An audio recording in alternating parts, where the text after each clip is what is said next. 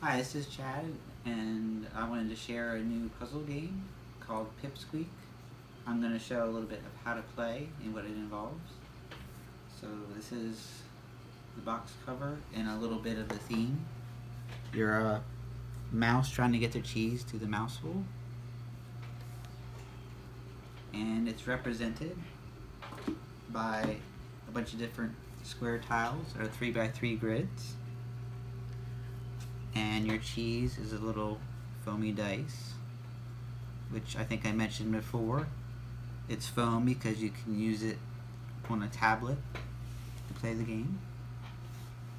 And I just want to go quickly through the little steps to play no matter which tile you have. So we'll start with this little tile. This is your goal, and you have a couple choices on tiles. We'll just pick this 1 and 2. The top number represents the top of the dice, and the bottom number is the number facing you. So for example, if we want to do this puzzle, we start the game like this. Okay. If you pick this one, the 1 would be in the top and 3 would be in the front. Okay. The goal is to roll the dice on the grid as many times as it shows at your goal. It has to be no more, no less. Sometimes there's 2 and there's all the way up to 4. So your movement is whatever number it is. So my first move of this puzzle is a 1. So I can move 1 this way, I can move 1 this way, or 1 this way. You're not going to know what the answer is until you solve it. So, for example, I'm not going to do the whole puzzle, but if I went 1 this way, my next move would be 4 spaces. It can be straight 1, 2, 3, 4. It could have been 4 in a zigzag. It doesn't matter.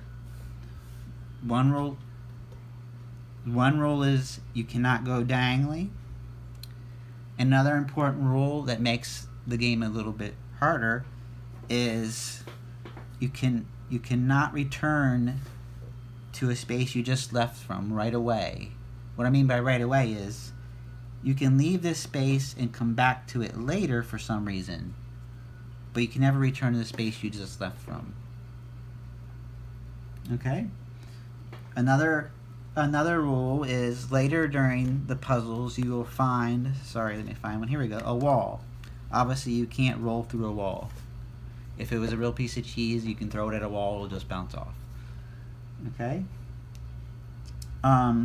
You have to end on your goal exactly. You can't just pass over it and say, hey, I'm done, yay. You must end on exactly. And